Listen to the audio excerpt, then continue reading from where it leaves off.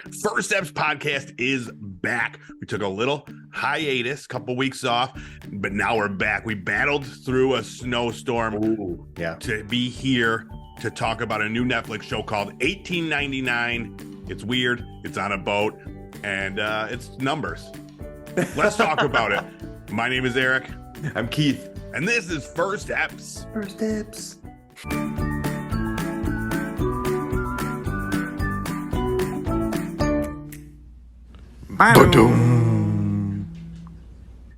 What's up, everybody? Welcome back to another episode of First Eps. We're, as you can see or probably hear, we are not together for this one. We're in Western New York, and right now, there's a bit of a blizzard happening. So you may have heard about it. Everybody seems to be reaching out from across the country. Yeah, Actually, people outside the country reached out to me too. I'm like, it's okay, people. It's okay. It was bad, but it's okay. Exactly. We didn't where you and I live, we didn't get hit nearly as hard as some of the people a little more southern that got literally over 6 feet of snow. Yeah. My parents got hit. They have, I think, over 5.5 feet of their place, but they said they're even dug out today by now. Yeah. Which is crazy. So what is it? Less than 24 hours now. They're all moving around again and living their life. And now it's gonna it's supposed to be in the mid 40s tomorrow. It's all gonna melt. So oh lordy. Yeah, that's gonna be a whole nother issue. But we're fine. Yeah. I think most of the issue is that you and I were just too lazy to really shovel or clear our cars off, which is why we're doing this way. I was like, oh God. Let's let Mother Nature help a little bit over the night when it warms up a little bit. And then I'm hoping they just clear out the parking lot a little bit more from our condo, the streets a little more, just so I don't have to worry about, I don't know. Cars. Yeah, exactly. But, exactly. But we were off for a couple weeks. We took a little mini vacation. You been up to anything exciting in this past couple weeks? Not really. No, I did get a new video game, Ogre Tactics. What is it? Reborn? Oh, whatever it is. The one that was an old one that came out again for the Switch and the PlayStation. Yeah. Amazing. I love my lots of fun. games. I get you. Yeah. This is why, when I'm like, hey, should we do a podcast? And you're like, I'm busy. I've got this. I've got that. I'm actually just playing the games. I know. I know you too well. No, how about you? That's very cool. I haven't been doing much. I've been doing a lot, but nothing really exciting. Just dealing with the snow, work, the holidays are coming up, doing all this stuff. So you guys are hosting, you said Thanksgiving, right? So you got a lot. Thanksgiving's fast approaching. Then after that, dude, smooth sailing. Then we're going to be doing, I was just thinking about it, we're going to be doing Christmas stuff on this podcast real soon. Oh, we want to do the same thing we did last year where we just talk about where we do the Hallmark movies, because I'll tell you what. Yeah. I really want to watch that Lindsay Lohan Netflix Christmas movie. Well, I have to say, there are a lot of new competitors that are into the thing now. Mm-hmm. Discovery Plus. Mm-hmm. I've seen a couple of those. They've integrated in some of their reality show stars are now into the movie too. So they're guest stars. For instance, if I'm a celebrity, I'm a designer who happens to have a show on Discovery Plus. Now there's a Hallmark style movie that I somehow get myself into, and I'm a guest on that movie. So smart. They're advertising inside of their own shows. Super meta. It's perfect. Yeah. I haven't seen a Ghost Hunter yet, though. I want the Ghost Hunter Christmas movie. That would be a good one. Right? I'd be down for that one. Right? Ghost Christmas. They're investigating, it's a whole thing, but they fall in love during the investigation, and they don't go exactly. Did you hear that? They just fake out. Yeah. I saw even HBO Max is coming out. They made a Christmas movie. Oh, and and then we can watch a Cinemax one too and see what really happens. Oh yeah. I think this sounds great. Silk Stockings. The Christmas version. Do you think they're gonna reboot Silk Stockings? Oh man, that's a really good idea. Yeah. I think they should. We need to talk about this for one of our next shows. Yeah. It shows that they should reboot. Yeah. I'm gonna make a note. Silk Stockings, Candy Cane Lane.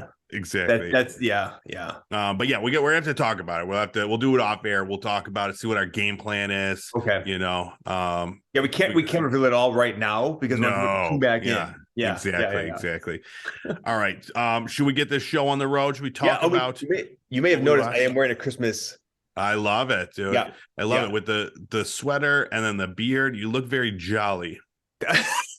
Well, might have gained a little bit of weight too, but thank you so much. Yeah, Jolly Saint Nick.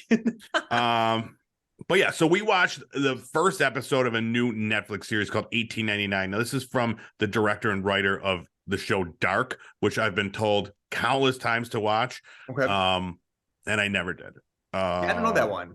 Yeah, it's like everybody says it's like the best show ever, but it's entirely in like Dutch or whatever. Okay. So you have to do the subtitles. Now this one, I knew going into this one that it was like 7 different languages being presented in this. So it's like, it's all over the place. So a lot of reading. But let's talk about it. So basically we're going to talk about the first episode of this series. There will be spoilers for the first episode. So if you don't want to hear them, skip ahead to our little review at the end. All right, so it kicks off. We got like a voiceover, and then like we're looking at some pyramids. We got whirlpools. We got castles. The whole thing. I didn't know.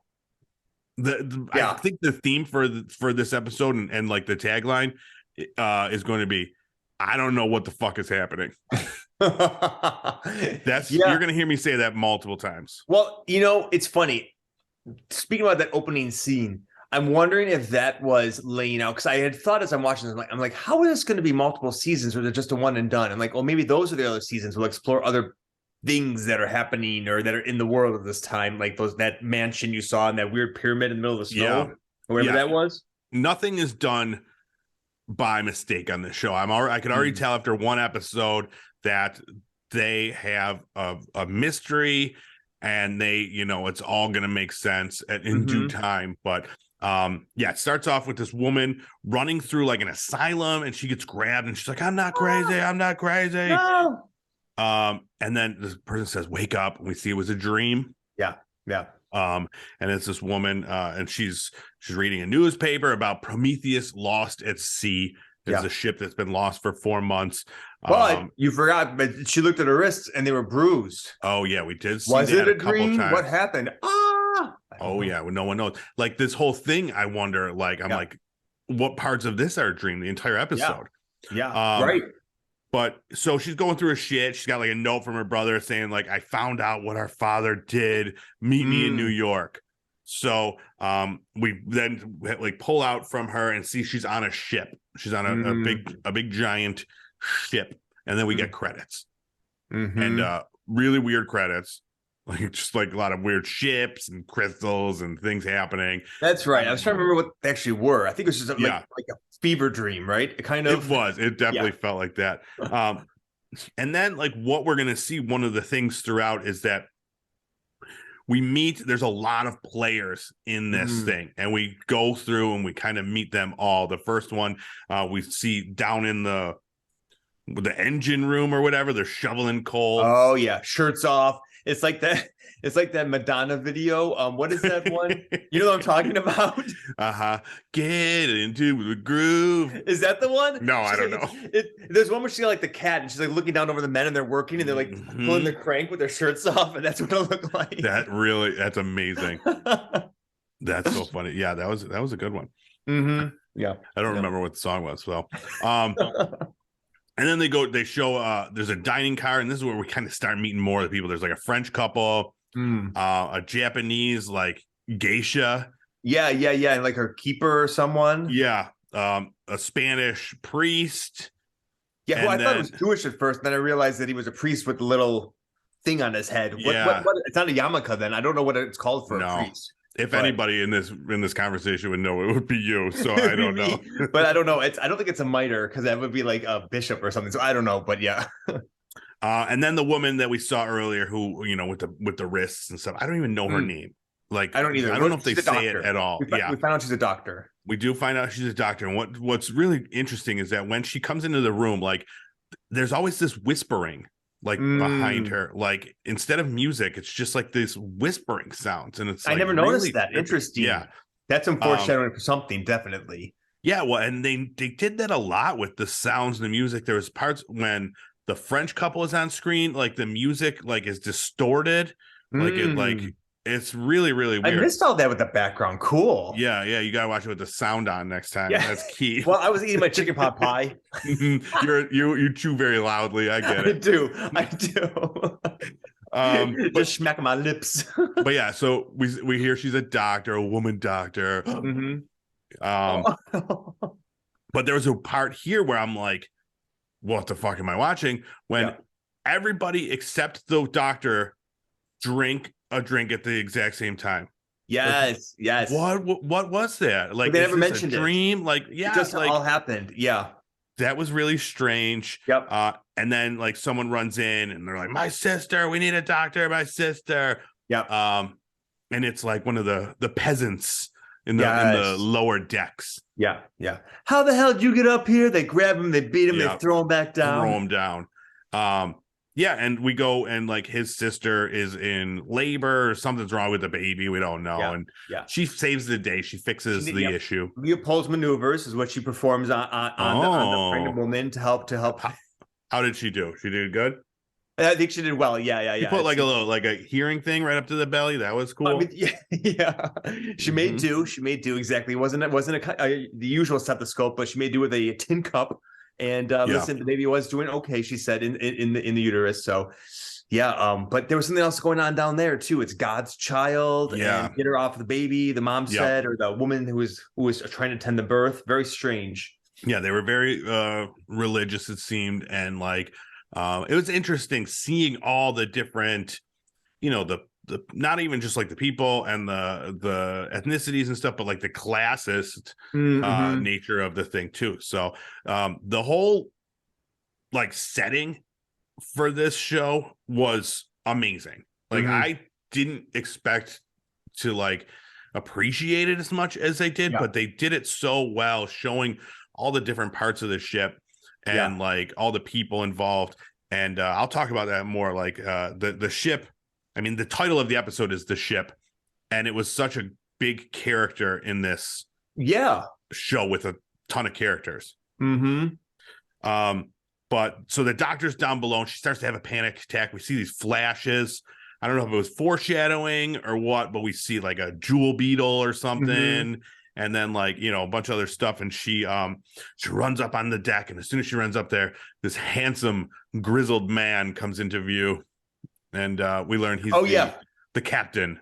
But I was like, really? That's the captain? I thought it was someone from the lower decks who was he looked like the fisherman's friend, like captain, like he's got his like pea coat on. I thought I was into him. Like he's fine. I was not into him. Yeah. But he looks real manly. A little more distinguished person, where he's more of the grizzled captain, more of like a fisherman boat captain, and not a luxury passenger liner captain in my mind. But you were looking for who's the captain on Below Deck?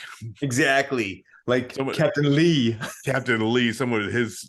That's what I expected. Cameo from Captain Lee. Oh man, that would have been great. On Discovery Plus or whatever. Yes, Paramount. That would have been a Paramount gem, right? This is the captain. We meet him. And right after that, they're told, the captain gets told that they're getting this signal, and it's these coordinates, and they're like, "Is it the ship that was missing? Is it the Prometheus?" Yeah. So he decides to against everybody's wishes to turn the ship to go only 7 hours away. Yeah, to where this ship is. Now, would you have done that? Yeah, you gotta. I would too. I was surprised people didn't want him to do it. Nobody wanted him to do it. It was really weird. We start to see everybody's true colors at this point. Yeah. Because people are freaking out. Like everybody was freaking out that the ship was turning. So I was like, okay. I mean, it was weird.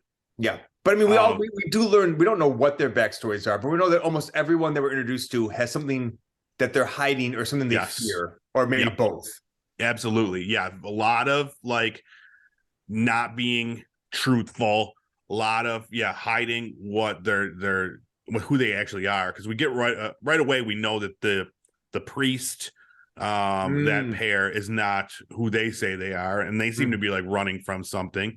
We learn that the geisha is not really like a Japanese geisha. Like everybody she's we learning met, Japanese. yeah, So she's Asian of some sort. She may be Japanese by birth, but she's not a Japanese American, but she's not from Japan. So she's trying to pretend like she is, we learn.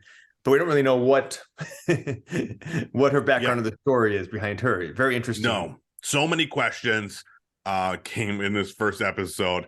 But they find Prometheus. They go out, they get to it, and this is where, like, I mean, it was, dude, I fell in love with this part, dude. Yes, they send out the party, but like the silhouette of this all black, like all dark, no lights on this ship, like in the middle of the ocean, the ghost ship. Yeah. Yes, dude. And they're like going up to it. They set like there's this red like flare, so the whole like scene is red at one point. Yes, danger. I loved that part. And then the music, like it's just there's these sounds happening and this dreading music, and I was like, dude, I was enraptured with this scene. I was like this the whole part where they're going to this boat and not knowing what to expect.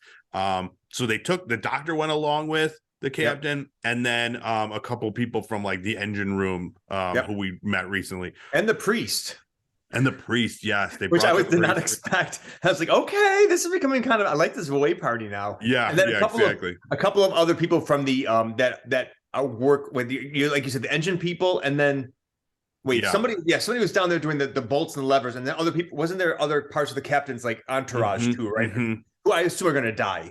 Those are going to be like the people who throw away. You know, like always like the red coat people, or the red uniform people at Star Trek. Yeah, they seem to be like actual, like, you know, like sailors on this ship, you know, whoever. But yeah, so they get in there. Everything's like destroyed on the inside. And the one thing that's destroyed that they notice is the telegraph machine. So they're like, how is this? Where are these signals coming from? And then right at this point, we see like it cuts back to the other ship, and there's like this wet dude climbing up onto the ship. Cuts back to the Prometheus, and there's like a locked cabinet, and everything's building, and this sense of dread is building, and this music, and like we see inside this cabinet, it's this creepy little boy. Like he was creepy as fuck, this little kid. They did great casting for this one. And it cuts back to the other ship, and that this wet dude has like one of those like jewel bugs, which is also we see on the Prometheus. It leads the search party to this little boy, so those are part of something. Yeah, Noel mentioned that he was like, if that's a scarab, that's the sign for rebirth.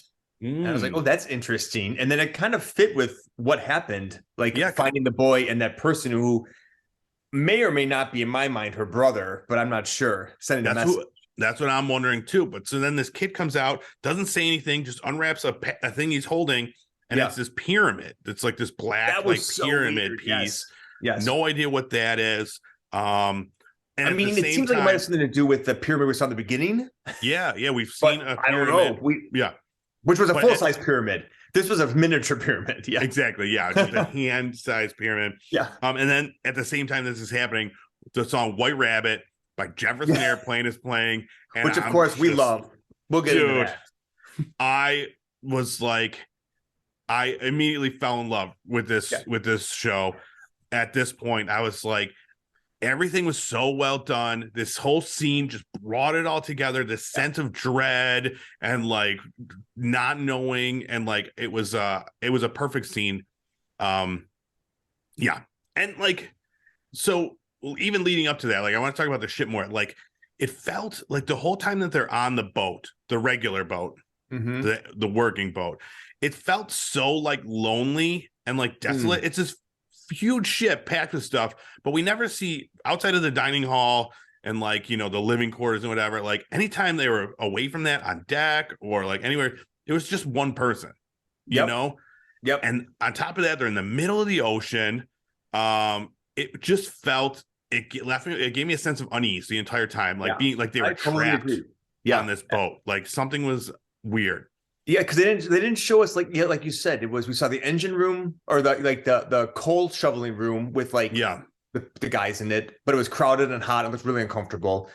There's the place where like the poorer people stayed, and that looked completely uncomfortable with.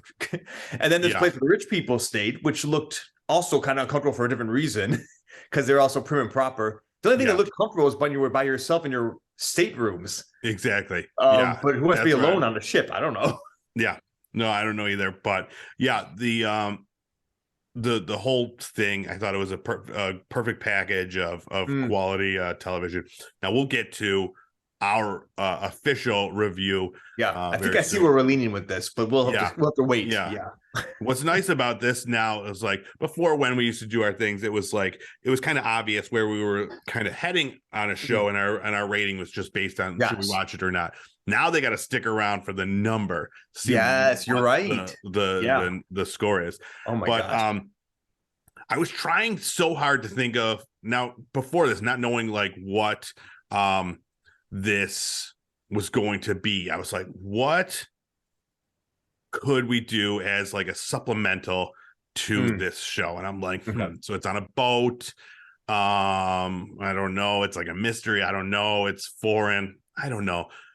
One thing that stuck out to me, there's so many shows with just numbers in their title these days. We got this show 1899. There's another show 1883. That's like part of the Yellowstone thing. There was 24. Cool. Everybody loves 24.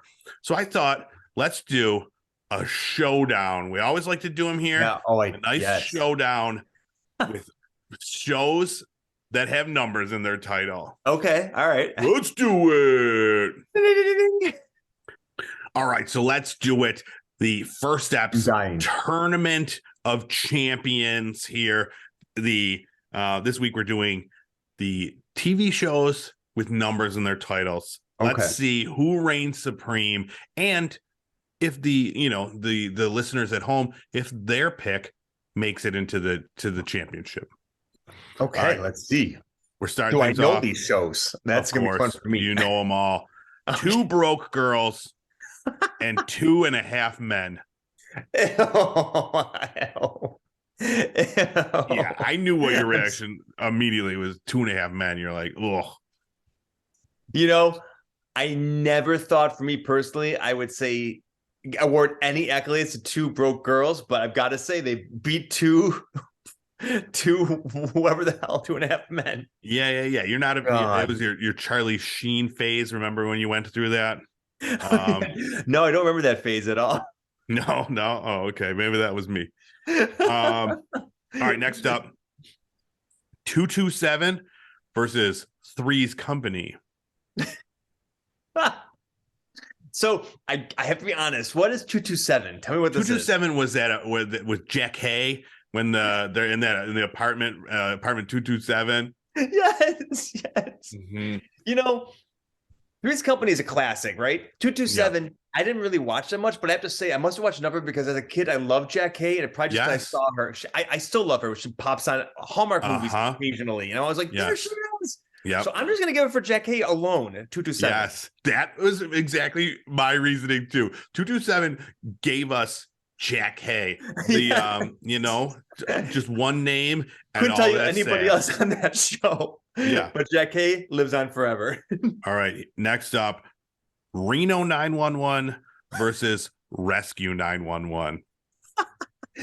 That's an easy one for me. Definitely Reno all the way.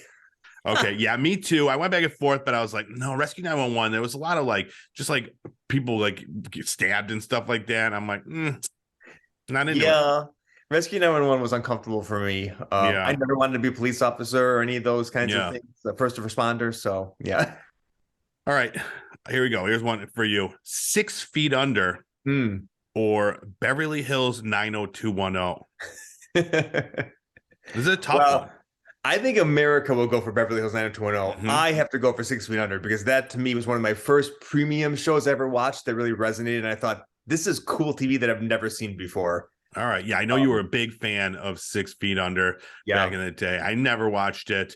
So this is the first one where you and I differ. Yeah, I was a big 90210 fan. The older one, the reboot, and then the reboot of the older one. Classic television. Can't go wrong.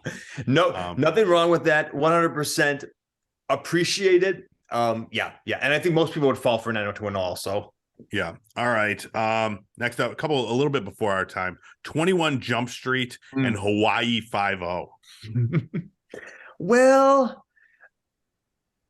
Both I cop haven't really shows. watched any one of these. Yeah, no, me neither. I know like 21 Jump Street. I know the premise. They're like narcotics officers that go into a school to try to find drugs. Okay. Hawaii 5-0, Hawaiian police.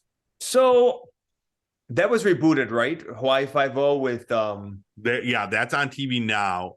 Okay. And I don't know. I think it's still Hawaiian. I think that I'm gonna go for 21 Jump Street because I mean Johnny Depp is fine, but doesn't it have Holly Pete Robinson in it or whatever? I don't know. Possibly. She's not quite Jack K, but I think I like if that's who I'm thinking of. Yeah. I sense a theme to where the challenge is going here. All right, next up, 30 Rock or Third Rock from the Sun. That's 30 Rock for me. 30 Rock is a classic. I remember when Third Rock from the Sun was out. You loved it, didn't you? I enjoyed it. I didn't love it. I was most of it like the I think the prepubescent boy in me really liked that giant really. Yeah. See, she made me uncomfortable. She was no Jack K, so that brought it down for me because of her. Yeah, I didn't like the weird alien guy. Yeah, me neither. Who was like, he went on to like, he made a living off being like, I'm a weirdo. Yeah. And I never liked Joseph Gordon-Levitt that much either, right? Oh, that's right. Yeah. He's like around our age. And I remember I was like, I didn't like him. I wouldn't have been friends with him in high school. He probably would have not been my friend. And I dismissed it. But Lithgow, we're all in for Lithgow. I'm sure he's fine. All right, next up, 60 minutes or 48 hours. Can I do it? Can I do a pass round? Fine. We could also add 2020 into this one. You get one of three choices. Well, I'm gonna pick 60 minutes because as a child, when we used to have the newspaper, and there's the only way you could tell what was coming on to the on the TV, right? You had to look at the newspaper to show you what was coming up. I remember at my grandmother's house, I was like 4 years old, and I saw 60 minutes, and I misread it as 60 Muppets. And I was so disappointed because I put it on. And then it was like the clock. Yeah. And then the guy talking. I'm like, where are the Muppets? My parents like, I'm just picturing you like getting so excited as the clock gets further up and you're like, here they come. I want to like, dun, dun, dun, dun, dun, dun, dun, dun, dun. And that's just that one guy. Yes. Why is it that I buy a box of Kleenex, I get 100 Kleenex? Andy Rooney, remember him? I don't know, but yeah. So I'm gonna go for 60 minutes for that reason alone. How about you? Yeah, sure. All right, next up, My Two Dads or My Three Sons. Wait, this is confusing. My Three Sons, is that the really, really old one? Old one. Yeah. And My Two Dads, is that the one from the 80s? I don't know. Yeah, it was. With the girl who had like two girls and they had like the two guys, right? Like one was a stepdad or something. Yep. Something like that. I don't know. It wasn't like a gay like father relationship. No, it was before we could actually think about that. No, that would have never crossed anyone's mind, of course. Yeah. So I know this is a tough one, but I mean, I guess you just got to, I'm going to defer to you on this one. I'm going daddies. My Two Dads. Daddies it is. Daddies for the win. I feel like this set the tone. This kind of like helped the gay movement. Wait a minute, there could be two normalized dads? Yes. Same-sex parenthood, even though it was a very different vein. Yeah, you're right. Yeah. Even though probably every episode they were like, ew, no, we're not gay. No. Yeah. All right, here we go. The semifinals. Oh, in the Two Broke Girls versus 21 Jump Street. 21 Jump Street. All right. For me. Yeah. Now for me, Two Broke Girls. I love Kat Dennings. That other girl, she's great. We can go with it if you want to. Cupcake Girl. No. Sure. This is all about you. You're the star of the show. Okay. You're the star of the show. All right. 227, The Power of Jack Hay versus 30 Rock and The Power of Tracy Morgan. Tracy Morgan. I feel like Tracy Morgan is like the male Jack Hay. I can see that. You know what? I do love the ensemble cast for 30 Rock, so let's go for that one. Yeah. All right. I certainly remember it and more of the characters in it more than I remember 227. Yeah, I hear you. All right. Reno 911 versus 60 Minutes. Reno 911. That's an easy victory for them. All right. And then 6 Feet Under versus My Two Dads. See you later, My Two Dads. Oh my God. What even is this episode? No, I don't know. But I love these. These are great. No one even knows what we're whittling them down into. No, it's yeah, it is what it is. Okay. All right. So we have 21 Jump Street versus 30 Rock. All right, 30 Rock. Yep. All right. 30 Rock is into the finals. And then who will they be against? Reno 911 or 6 Feet Under? Oh my God. I mean, so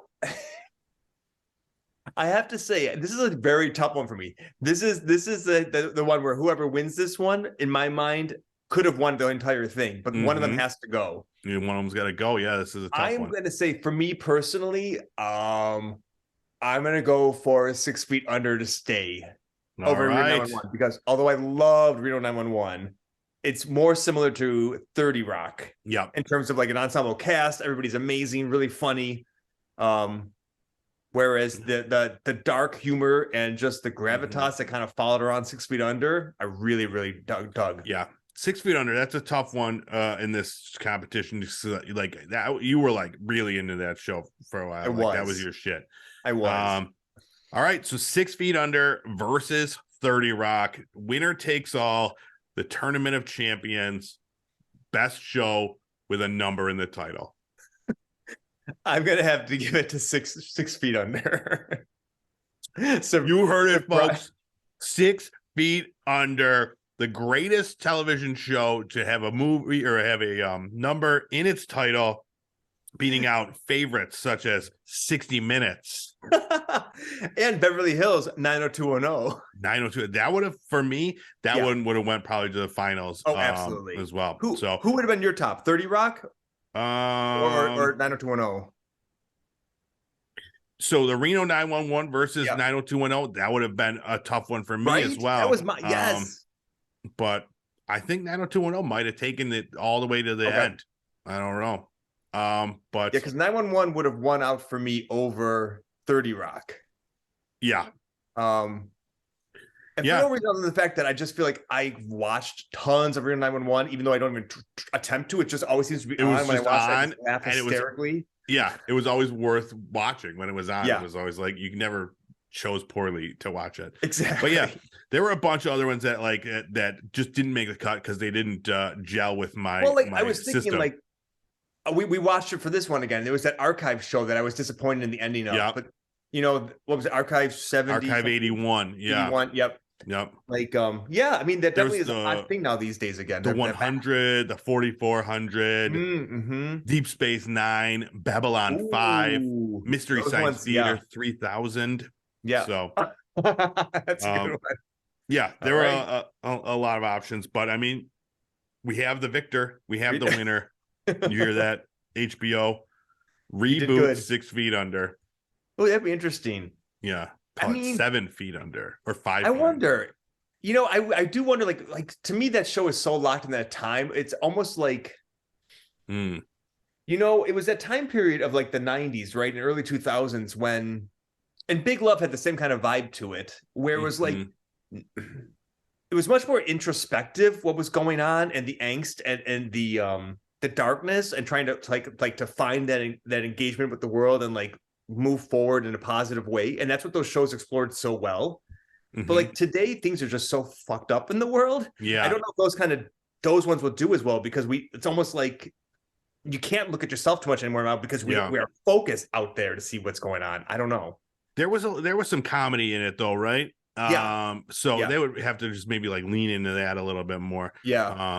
Like my favorite show right now, one of my favorite shows this year is Bad Sisters. It's an Apple TV series. Oh, okay. and it was very dark. But it had like it was very funny as well, and I recommend everybody to go watch that. All right, cool. All right, well, we did it. Let's give our review of 1899 real fast. What is your number review on a ranking from 1 to 10, with 10 being the greatest? So this is definitely the highest that I've ranked anything since we have started this new system. I'm going to give it a 9. Wow. I thought about giving it a 9. I really did, but I'm like, no, I'm going 8. Okay. Going 8, which gives it an 8.5 for the First Eps score, which is fantastic. I mean, this show, like, it had me just like, I just wanted to know what was going on at the end of it. So like I had that going for it. I really wanted to jump back in. Like the sense of unease throughout the whole thing was like so well done with the music and the visuals and the performances, all the different languages, how everybody kind of feels cut off, even though they're like at one point, like the Spanish guy's like yelling in Spanish. And he's like, they don't understand me. They can't, like everybody is so cut off, and even though they're in this giant ship with a ton of people, and it's so well portrayed. And then White Rabbit came on, and I was like, mic drop, dude. I was like, that was fantastic. It's a great choice. I mean, this time period is just one of my favorites, and like you said, the setting and the costumes and everything's portrayed so well. I love, like you mentioned, that scene where they went in and they found the boy kind of locked in that cabinet. When they walked in the room there with like they're kind of like cloaks billowing like against just like the silhouettes of the cloaks, and they've got their lanterns up, and like each lantern's a little different. It just looked so epic and cool, and I was like, it really did. I've actually looked up cloaks in my phone to try to figure out if I can pull one off. You definitely can. I feel maybe for Christmas. Get your cloak, a cool lantern. So I absolutely loved it, and I really need to watch Dark now, because so many people are saying that this is great, but Dark is even better. And I was like, wow, okay, that's insane. Cool. Now, I don't think that has the I don't know if that's set in a specific period. Okay. So that, this has that going for it. But I think like this reminded me a lot of the first episode of Lost. I had the same feeling after that, where like you're like, what the fuck is happening? I have no idea what's going on. I want to know. It's like really well done. Like that's a great comparison and you're still connecting though with the people. Like there's sometimes you can watch these shows and you have no idea what's going on and you don't give two shits about the people that are in it, like, but everybody here, even though some of them are kind of, not everyone, even though we don't know a lot about all of them, you're intrigued to learn more, and some of them you actually do kind of care about. Like you said, the captain, I do like him now. The main woman with the doctor, I want to know more about her. I want her to do well. The people downstairs, there's something going on with them too. It's like, I don't know, but they seem earnest. So I mean, we could have talked for another like hour about each one of the characters, because they all are different. Like the black guy at the end, like he seems to be like maybe like a stowaway or something. There's the one because he was hungry. They think the captain thought he worked there, right? But it seemed like he just kind of showed up. Right. Yeah. And we see like one of the Spanish guys seems to be attracted to young men. So of the lower class. So like there's all these backstories that are really coming out, and they're done really well. You want to know what each one of them is about. So fantastic show. 8 episodes. They are all available on Netflix right now. You can go binge to your heart's content. I think we covered everything though, right? For our for our stay-at-home Blizzard episode here at First Eps. All right. Well, thanks so much for checking out this episode. Go check out our socials. We're on Twitter for now. I don't know. Who knows what's going on with that cesspool of shit. Did you get your $8 thing yet for us? Ooh, not yet. Podcast? Not yet. I'm going to start a GoFundMe for that. We're also on Instagram, TikTok, Facebook, pretty much all of them. And then you can find audio versions of this show anywhere podcasts are available. We are out there. And then the video version is available on YouTube at Pop Culture Playground. Go check us out there. And yeah, I think that's everything. We'll be back next week, as long as there's not another blizzard, where we talk about another brand new television series. And then after that, who knows? Ooh, Christmas-a-palooza. Yeah. Holidays are approaching at Mach 9. Is that a Mach? I don't even know. Sure, yeah. Mach 10 even. Who wow. What? Ooh. Oh, man. All right. We'll see you then. Thanks so much for watching. Bye-bye. Bye.